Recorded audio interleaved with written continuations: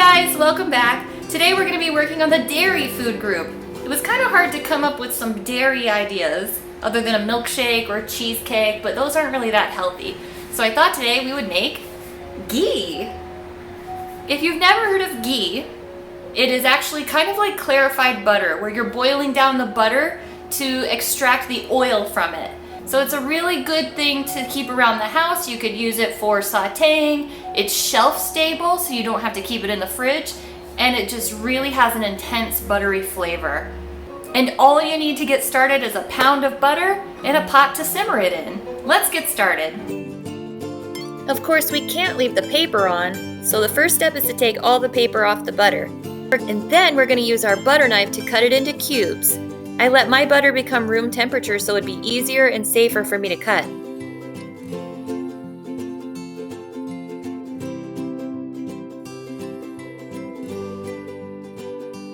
Okay, now that my butter is chopped, I'm going to add it to my pan, which I've actually been preheating on the lowest setting possible. Here we don't want to burn our butter. We don't want to caramelize it and turn it into toffee. You could do that some other time. We just want to burn off the milk solids, leaving just the oil or the ghee behind.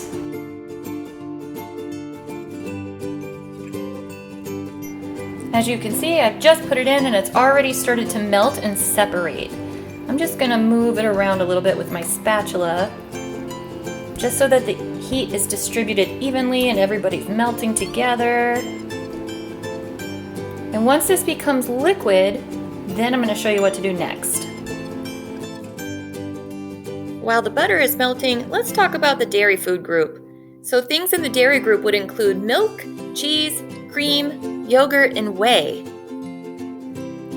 True dairy comes from mammals, which you'll remember are things that bear live young, have warm blood, have a layer of fur, and produce milk for their offspring. So the ghee is going to have to simmer for about 25 minutes. So we're going to set a timer. 25. See? And in that period, we're going to have to skim off some of the foam that forms on top. That foam is part of the milk solids, and we just want to leave the liquid fat behind. If you're doing it right, your ghee is going to be casein and dairy free. Yeah, I meant to say casein and lactose free, not dairy free. Sorry. And have a long shelf life. So we're just going to scoop those off when it's time.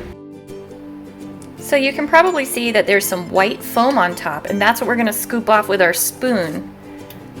Those are the milk solids that we don't want in our ghee, otherwise it's not going to be shelf stable.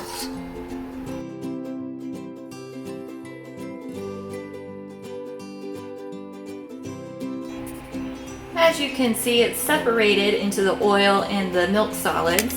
I've scooped off as much as I can, but to scoop all of it is a Sisyphean task. So at this point, we're going to strain it into our jar. So part of this whole jarring process is you're going to have to strain the milk solids away from the liquid fat. So I'm going to prepare my jar with a piece of muslin and a rubber band. So what I'm going to do is put a piece of muslin on top of the jar, tuck it in just a little bit so that my liquid has a place to go, and then wrap a rubber band around it. Let's make sure that all the edges are outside of the jar. You don't want it to fall in, because then you're not going to separate your milk solids.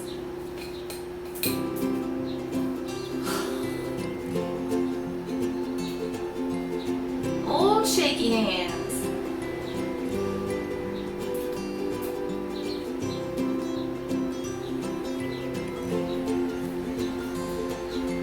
Can you see? Inside the jar, there's just a little pocket, and that's where we're going to pour everything. So I have my jar, which we fitted with muslin. You could also use a cheesecloth or a coffee filter. Any sort of filter will do. I just happen to have muslin, so that's what I'm using. So what good is ghee, you're all clamoring to know? You could actually use it anywhere that you would use oil. So if you're frying, you could use it if you're sauteing, if you're pan searing, and it's really good actually for frying because it doesn't have those milk solids, so you can fry at a higher temperature without it smoking. We don't want to set off any fire alarms. When you're pouring, you want to go slow and steady. Instant replay.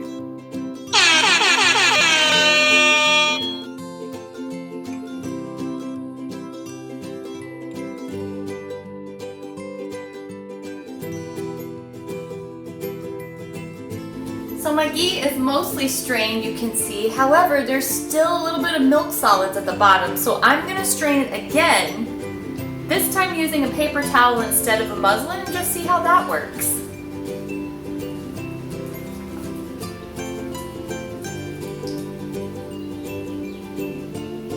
Check it out, it already looks much smoother. So after straining it a few times, we have our lovely lactose and casein-free, shelf-stable ghee. It is pretty tedious, but if you're up for the challenge, please let me know how it comes out. I would love to see it. Bye!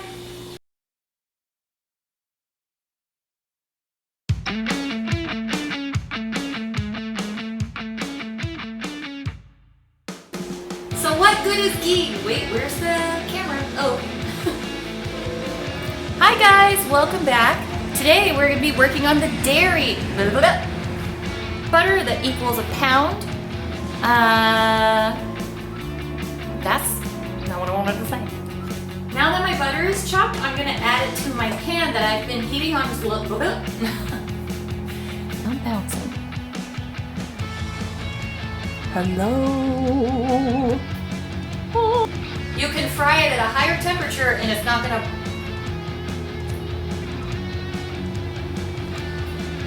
It's particularly great in frozen. We just want to burn off the milk.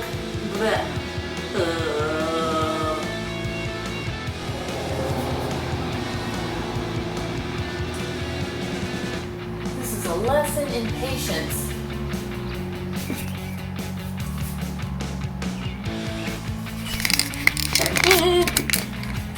Gonna drop the camera.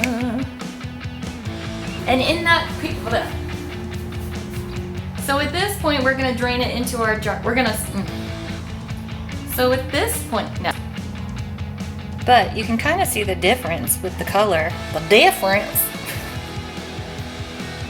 I'll just voice over this part. And the frame. And then just put a rubber band around the top. Any sort of filter will do with it. So at this point, we're gonna drain it into the... Oh my gosh, I made ghee. I've never made ghee before. I'm like proud.